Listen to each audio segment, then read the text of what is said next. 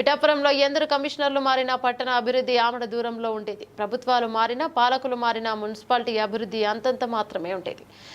కప్పడిపోయిన రోడ్లను శుభ్రం చేసే నాదుడే ఉండేవారు కాదు. కానీ పిఠాపురం మున్సిపాలిటీ అభివృద్ధి ఈ కమిషనర్తో సాధ్యమేనా? పట్టణ అభివృద్ధి గతంలో ఎలా ఉండేది, ఇప్పుడు ఎలా ఉంది?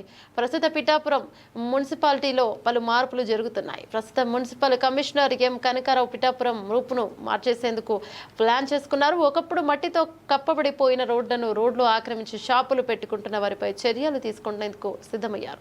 పారిశుద్ధ్యంపై ఎప్పటికప్పుడు నిఘా పెంచుతున్నారు. ఉద్యోగంలో ఎవరైనా నిర్లక్ష్యం వహిస్తే కఠిన చర్యలు తప్పవని హెచ్చరిస్తున్నారు.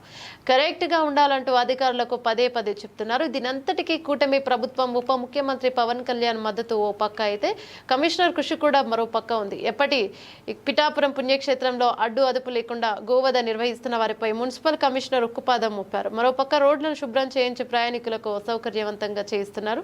తాజాగా మున్సిపల్ భూములను గుర్తించి వాటిని రక్షణ కల్పించేందుకు రంగం సిద్ధం చేస్తున్నారు. అభివృద్ధి కొందరికి సౌకర్యంగా ఉండడంతో మున్సిపల్ కమిషనర్ బదిలీ చేసేందుకు శతవిధాలా ప్రయత్నిస్తున్నారు. ఏదేమైనా అభివృద్ధికి, పిఠాపురం అభివృద్ధి లక్ష్యంగా కమిషనర్ పావులు కదుపుతున్నారు.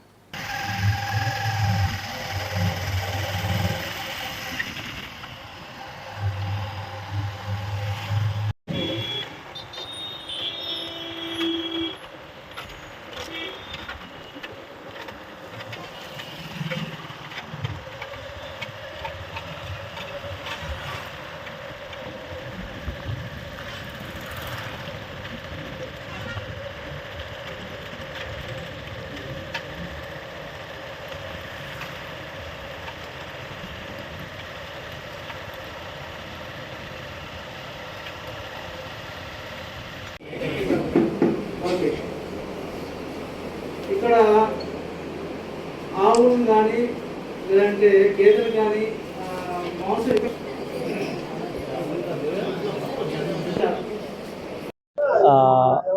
ఈరోజు ఇక్కడ పిఠాపురం మున్సిపల్ వాళ్ళ ఆధ్వర్యంలో ఇక్కడ ఒక ఓపెన్ మీటింగ్ జరగడం జరిగింది. ఇది ఒక విధంగా శుభపరిణామమే.